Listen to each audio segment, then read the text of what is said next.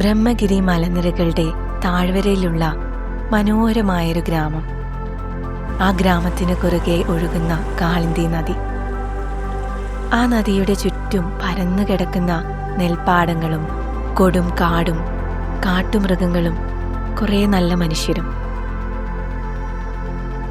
തിരുനെല്ലി. യാത്രികരെ സംബന്ധിച്ച് വയനാട് കേരളത്തിലെ മനോഹരമായൊരു ടൂറിസ്റ്റ് സ്ഥലമാണ്. വയനാട്ടിലെ എടക്കൽ ഗുഹയും ബാനാസുര സാഗർ ഡാമും മുത്തങ്ങ ഫോറസ്റ്റും ചെമ്പ്ര പീക്കും ഒക്കെ പ്രശസ്തമാണ്. തിരുനെല്ലി എന്ന ഒരു തീർത്ഥാടന കേന്ദ്രത്തെ അറിയുന്നവരും ഒരുപാടുണ്ടായേക്കാം.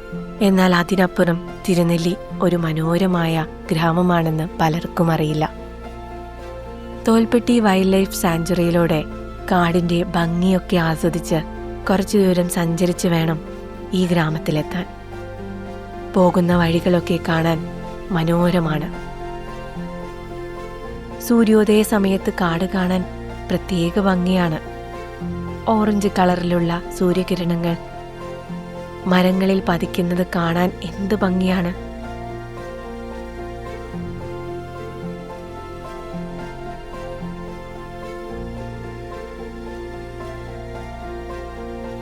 ഞങ്ങൾ ഈ കാട്ടിലൂടെ പോകുമ്പോൾ മാനുകളെ കണ്ടു. ഞങ്ങൾ ഇതിലൂടെ പലപ്പോഴായിട്ട് പോയിട്ടുണ്ട്. അപ്പോഴൊക്കെ മാനുകളെ കാണാൻ കഴിഞ്ഞിട്ടുണ്ട്. ഈ ഒരു സ്ഥലം എനിക്കെന്തോ വളരെ പ്രിയപ്പെട്ടതാണ്. നമ്മൾ കണ്ടുമറന്ന പഴയ കാലത്തിൻ്റെ ഗ്രാമീണ ഭംഗിയും കാടിൻ്റെ ശാന്തതയും നമ്മളെ കുട്ടിക്കാല ഓർമ്മകളിലേക്ക് കൊണ്ടുപോകും. അത് നമ്മെ വല്ലാതെ സന്തോഷിപ്പിക്കും.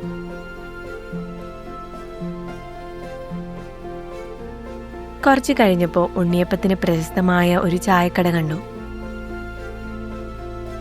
ഇവിടുത്തെ ഇഡലിയും ചട്നിയും സാമ്പാറും നല്ല ടേസ്റ്റ് ഉണ്ട്. അത് കഴിച്ച് കുറച്ച് ഉണ്ണിയപ്പവും അവിടെ നിന്ന് വാങ്ങി കാടിൻ്റെ ഭംഗിയൊക്കെ ആസ്വദിച്ച് ഇങ്ങനെ യാത്ര ചെയ്യാൻ നല്ല രസമാണ്. കുറച്ചങ്ങ് കഴിഞ്ഞപ്പോൾ ഒരു കൂട്ടം ആനകൾ, ചെറുതും വലുതുമായ കുറേ ആനകൾ. എന്ത് ഭംഗിയാണല്ലേ ഇവയെ കാണാൻ. കുറച്ചു സമയം അത് നോക്കി നിന്നു. ഈ റോഡ് നേരെ പോയാൽ എത്തുന്നത് തിരുനെല്ലി അമ്പലത്തിലേക്കാണ്.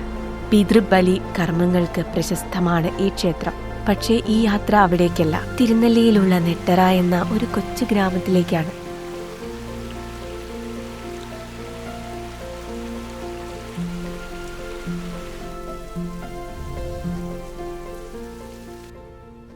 ഈ ഒരു ഗ്രാമം കാണാൻ എന്ത് ഭംഗിയാണല്ലേ.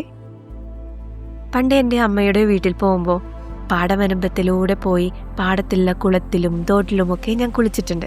അന്ന് ആ പാടം നിറയെ നെല്ലുണ്ടാവും. അവിടെയൊന്നും റോഡൊന്നും അന്നുണ്ടായിരുന്നില്ല. അതൊന്നും ഒരിക്കലും ഇനി തിരിച്ചു കിട്ടാത്ത ഓർമ്മകളാണ്. വയലിലേക്ക് പോവാൻ വീട്ടിൽ നിന്ന് കുറേ പേരുണ്ടാവും. ബക്കറ്റും തുണികളും സോപ്പുമൊക്കെ ആയിട്ട് എല്ലാവരും രാവിലെ തന്നെ പാടത്തേക്ക് പോവും. പാടവരമ്പത്തിലൂടെ തെന്നാതെ നടന്ന് കുളത്തിലെത്തുമ്പോൾ അവിടെ ഞങ്ങളെപ്പോലെ ഒരുപാട് പേരുണ്ടാവും. അവരോട് കഥകളൊക്കെ പറഞ്ഞ് വെള്ളത്തിലൊക്കെ കുറച്ചു നേരം കളിച്ചതിന് ശേഷം കയ്യിലുള്ള തുണി അലക്കുന്നതും കുളിക്കുന്നതൊന്നും നമ്മൾ അറിയേയില്ല. ആ ഒരു കാലം ഇനി ഒരിക്കലും തിരിച്ചു കിട്ടില്ല. ഇന്ന് ആ പാടത്തൊക്കെ റോഡും വീടുകളും ഒക്കെ വന്നു. സത്യം പറഞ്ഞ ഇന്ന് ആ വയലുകൾ അവിടെയില്ല. പക്ഷേ ഈ ഒരു ഗ്രാമം കാണുമ്പോൾ എനിക്ക് അന്നുണ്ടായ അതേ സന്തോഷമാണ് തോന്നുന്നത്. കാരണം ആ ഓർമ്മകൾ എനിക്ക് വളരെ പ്രിയപ്പെട്ടതാണ്. ആ ഓർമ്മകളിലേക്ക് എന്നെ കൂട്ടിക്കൊണ്ടുപോകാൻ ഈ ഒരു ഗ്രാമത്തിന് കഴിയുന്നുണ്ട്.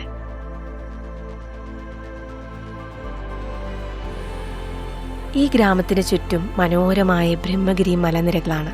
വയലുകളും അതിനു ചുറ്റുമുള്ള മലനിരകളുമൊക്കെ കാണാൻ എന്ത് ഭംഗിയാണ്.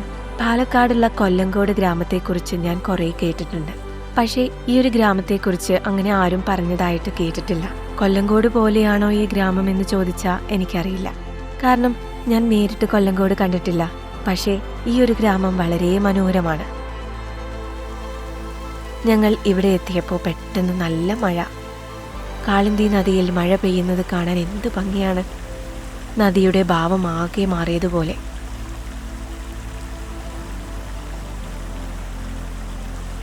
നദിക്ക് കുറുകെയായി ഒരാൾക്ക് നടന്നു പോകാൻ പാകത്തിന് ഒരു പാലമുണ്ട്. നദിക്കരയിൽ നിറയെ മഞ്ഞപ്പൂക്കൾ വിരിഞ്ഞു നിൽക്കുന്നു. എന്തു ഭംഗിയാണല്ലേ കാണാൻ.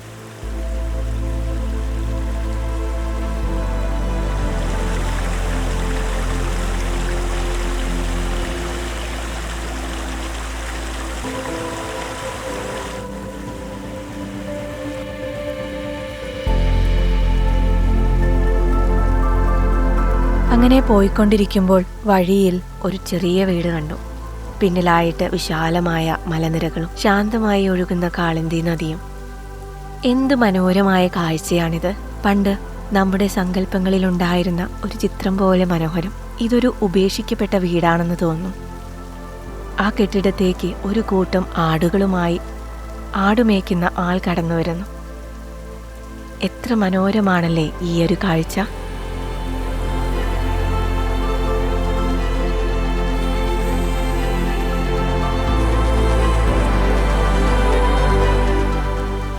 നദിക്കരയിൽ 3 താറാവുകളെ കണ്ടു. കുറച്ചു സമയം അതിനെ നോക്കി നിന്നു.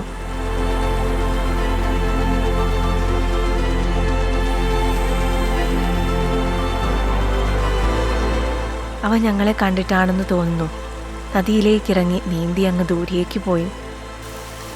കുറച്ചു കഴിഞ്ഞപ്പോൾ വീണ്ടും മഴ. മഴയത്ത് കുട പിടിച്ച് നടക്കാൻ നല്ല രസമാണ്. അതും ഇത്രയും മനോഹരമായ സ്ഥലത്തിലൂടെ ആവുമ്പോൾ.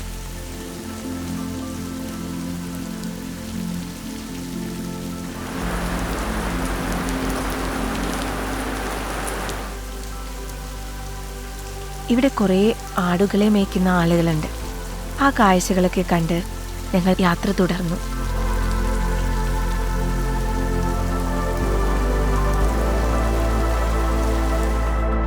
പോകുന്ന വഴിയിൽ കാടിൻ്റെ മക്കൾ ആടുകളെ മേയ്ക്കുന്നത് കണ്ടു.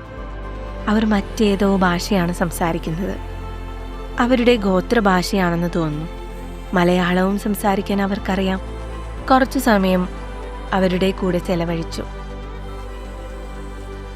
അവിടെ നിന്ന് ഞങ്ങൾ പോയത് ചന്ദ്രേട്ടൻ്റെ ചായക്കടയിലേക്കാണ്. ചായക്കട മണ്ണുകൊണ്ടാണ് നിർമ്മിച്ചിരിക്കുന്നത്, മേൽക്കൂര പുല്ലുകൊണ്ടും.